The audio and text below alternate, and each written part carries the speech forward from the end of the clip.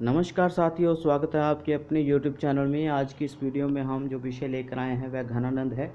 घनानंद एक ऐसे कवि जिनको रीतिकाल के मुख्य कवियों में से एक माना जाता है साथियों।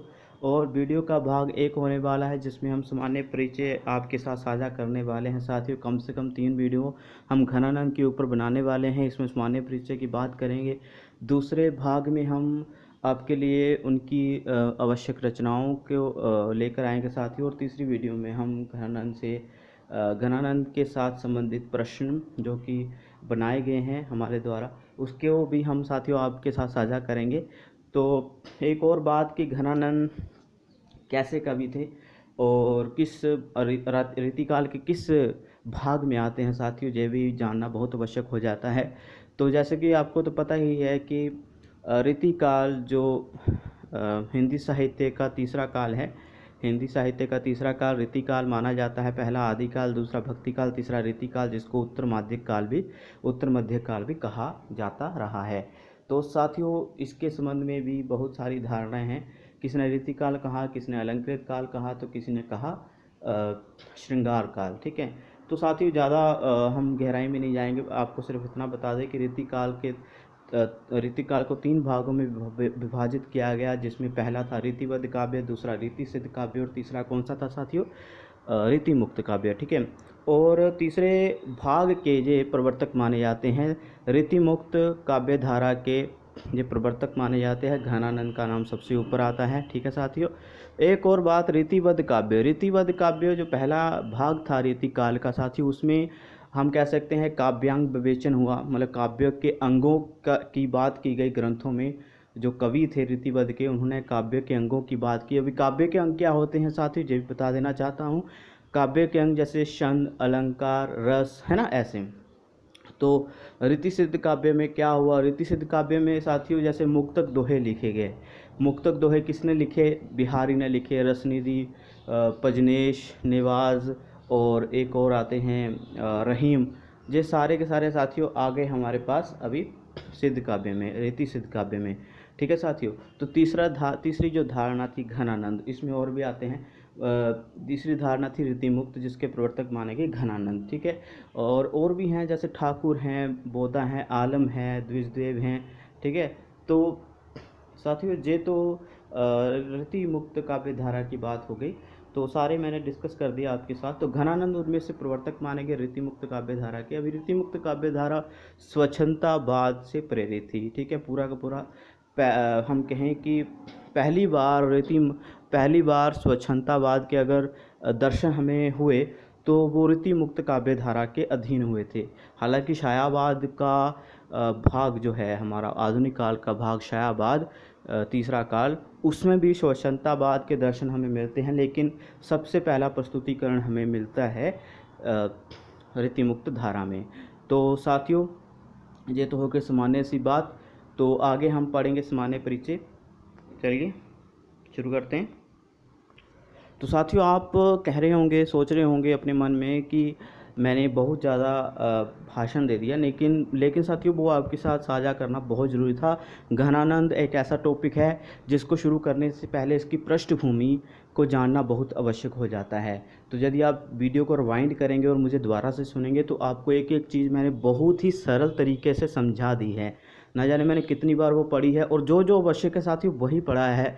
अगर मैं मतलब मोबाइल के अलग जहाँ से मैं वीडियो बना रहा हूँ उससे अलग मैं कोई कॉपी पेन लेकर बैठा होता तो न जाने कितना बड़ा वो टॉपिक बना लेता और आपके साथ डिस्कस करता रहता। ऐसा बिल्कुल भी नहीं होने वाला है। जो बात बिल्कुल सरल थी वो मैंने आपके साथ साझा की। तो अभी हम चलते हैं घनानंद के सामान्य परिचय की ओर। तो शुरू करते हैं साथियों, इसके बारे में पढ़ना शुरू कर देते हैं हम। तो घन आनंद भी इसको कहा जाता है साथियों। तो शुरू करते हैं। घनानंद ये साक्षात रस मूर्ति और ब्रज भाषा काव्य के प्रधान स्तंभों में हैं साथियों। रस मूर्ति मतलब इनके काव्यों को पढ़कर बहुत आनंद मिलता है, रस मिलता है। और ब्रज भाषा काव्य के प्रधान स्तंभों में एक है साथियों। ब्रज भाषा इनकी कविताओं, इनके ग्रंथों की भाषा रही है साथियों। ये प्रश्न पूछा जा सकता है, हम बनाएंगे इसके ऊपर प्रश्न।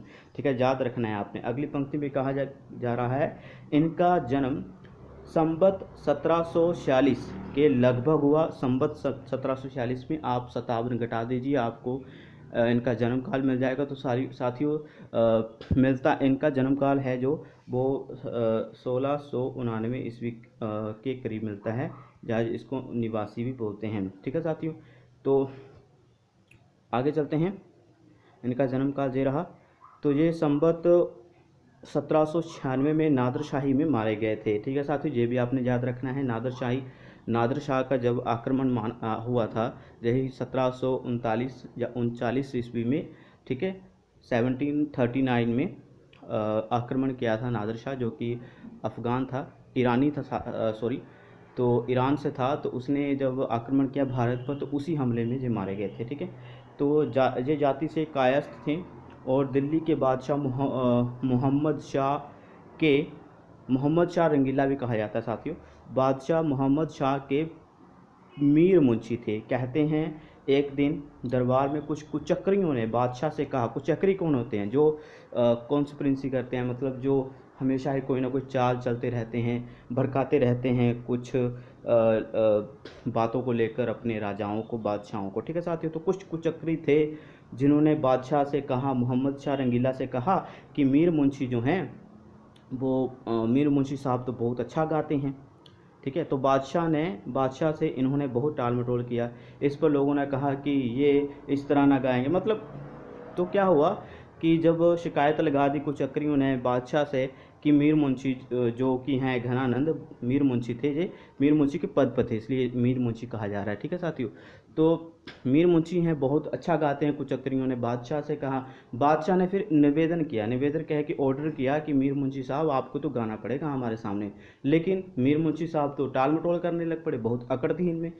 क्यों अकड़ थी? ऐसे नहीं गाया करते थे, बहुत मतलब लुक छिप कर हम कह सकते हैं, वो सबके सामने नहीं गाया। हालांकि अच्छा गाते थे, लेकिन ज़्यादा सामने नहीं गाया करते थे किसी के।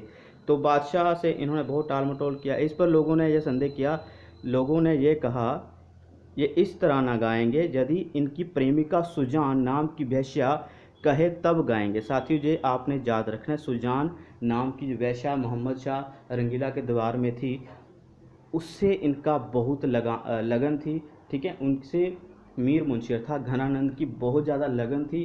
कह सकते हैं कि एक प्रकार से प्रेम करते थे घनानंद सुजान नाम की वेश्या से। वेश्या किसकी थी? वो मोहम्मद शाह रंगीला के दरबार में थी। ठीक है साथियों, और वेश्या बुलाई गई। कुछ लोगों ने कहा कि ये तभी गाएंगे जब सुजान जो वेश्या है इनके सामने आके खड़ी हो जाएगी। ठीक है, तो हुआ क्या, वेश्या को बुलाया गया। किसने ऑर्डर किया? मोहम्मद शाह रंगीला ने ऑर्डर किया कि भाई वेश्या को लाया जाए, तभी गाएंगे शायद जी। तो वेश्या बुलाई गई, लेकिन क्या हुआ कि इन्होंने उसकी ओर मुंह और बादशाह की ओर पीठ करके ऐसा गान गाया कि सभी लोग तन्मय हो गए। साथियों, ये देख लीजिए आप जहाँ पर कि क्या कहा जा रहा है कि सुजान जो वेश्या है उसकी ओर मुंह कर दिया, गाने लग पड़े, और पीठ जो है बादशाह की ओर कर दी। अभी बादशाह को लग गया बुरा। ठीक है, बादशाह को लग गया बुरा कि मैंने तो वेश्या को बुलाया, लेकिन जब मेरी ही ओर पीठ करके गाने लग पड़ा है। सभी लोग हालांकि बहुत इन्जॉय किया, सभी लोगों ने बहुत तन्मय से वो संगीत सुनते रहे, उनका गान जो है सुनते रहे, लेकिन बादशाह को इस बात से बहुत गुस्सा आया। ठीक है, तो बादशाह उनके गाने पर जितना खुश हुआ उतना ही ज़्यादा क्रोधित भी हुआ। आगे चलते हैं। तो बेअदबी पर नाराज भी हुए। उसने इन्हें शहर से निकाल दिया। किसने? बादशाह मोहम्मद शाह रंगीला ने मुंशी साहब को, मतलब घनानंद को, शहर से निकाल दिया। जब ये चलने लगे तब सुजान जो वेश्या से, ठीक है, जब ये चलने लगे तब सुजान से भी साथ चलने को कहा, क्योंकि प्रेम करते थे घनानंद उसको, पर वह ना मानी कि मैं ना आऊँगी। ठीक है, उन्होंने कहा। तो इस पर इन्हें विराग उत्पन्न हो गया। विराग मतलब वियोग लग गया, तड़पने लगे, तो उत्पन्न हो गया, और ये वृंदावन जाकर निम्बार्क संप्रदाय के वैष्णव हो गए। साथ ही याद रखना है कि किस संप्रदाय से दीक्षा प्राप्त की इन्होंने, किस संप्रदाय से इन्होंने शिक्षा प्राप्त की? निम्बार्क संप्रदाय। वृंदावन जाकर निम्बार्क संप्रदाय से वैष्णव हो गए। जो भी बोल सकते हैं हम कि ये उनसे जाकर शिक्षा ग्रहण की, निम्बार्क संप्रदाय से। ठीक है, वही पूर्ण विरक्त भाव से रहने लगे, और वृंदावन भूमि का प्रेम इनके इस कवित से झलकता है। ठीक है, जे कवित मतलब कवित छंद में लिखी गई पंक्तियां हैं। तो देखिए, गुरनी बतायो राधा मोहन हूँ गायो सदा, सुखद सुहायो वृंदावन गाड़े गहिरे, अद्भुत अभूत महिमंडन परे ते परे, जीवन को लाहू हा हा क्यों न ताहि लही रे, आनंद को घन छायो रहत निरंतर ही, सरस सुधे सो पपीहापन बही रे, जमुना के तीर के ली कोलाहल भीड़ ऐसी, पावन पुलिन पै पतित परे रही रे। तो साथियों, ये पंक्तियाँ जो कही गई हैं उन्होंने वृंदावन भूमि के प्रेम में कही हैं। देखिए, गुरनी बतायो राधा मोहन हो गायो सदा।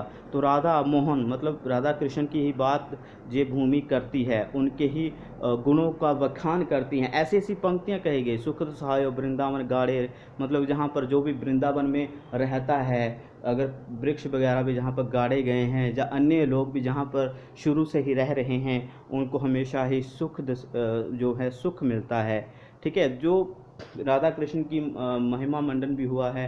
ठीक है, राधा कृष्ण का महिमा मंडन होने के साथ साथ वृंदावन भूमि की भी प्रशंसा की गई है। ठीक है, आनंद ही आनंद छाया रहता है निरंतर, पपीहा अपनी बोली बोलता रहता है। ठीक है, तो जमुना जो है वो तीर के लिए कोलाहल भीड़ ऐसी, मतलब जो है तीर के समान अपने बाण चलाती रहती है। अब इतनी मनमोहक लगती है जमुना की लहर। तो ये साथियों बहुत अच्छी पंक्तियां हैं, याद रखिएगा। वृंदावन भूमि के प्रेम में इन्होंने कहा था जब निम्बार्क संप्रदाय से दीक्षित हुए थे, वैष्णव हुए थे साथियों। तो आज की इस वीडियो में साथियों इतना ही हम लेकर आए हैं। बहुत सारी जानकारी आपके साथ साझा की। अगली वीडियो तक प्रतीक्षा करें और हमारे कमेंट सेक्शन में जाकर कमेंट करें वीडियो कैसी लगी। और एक और बात, अगर आप डिस्क्रिप्शन में जाएंगे साथियों तो बहुत सारे लिंक आपको मिलेंगे। उन लिंक के वीडियो को आप ज़रूर देखिएगा। और हमने मुहिम भी चला रखी है कि आवाज़ उठानी है अपने हक़ के लिए। आवाज़ ऐसी कि भाई पोस्टें बढ़ाई जाएं। मास्टर कैडर की वैकेंसीज हिंदी की बहुत कम है, हिंदी पंजाबी और एसएसटी की बहुत कम है। तो कहीं ना कहीं से हमें आवाज़ उठानी है। कैसी भी रिपोर्टर हो, कोई मीडिया हो, सोशल मीडिया पर बात जब फैलाई जाए तो उस वीडियो का लिंक भी आपको डिस्क्रिप्शन में मिल जाएगा। तब तक अपना ध्यान रखिए, सुरक्षित रहें। मिलते हैं अगली वीडियो में, भाग 2 लेकर आपके साथ प्रस्तुत होंगे। अपना ध्यान रखिए, सुरक्षित रहें। धन्यवाद।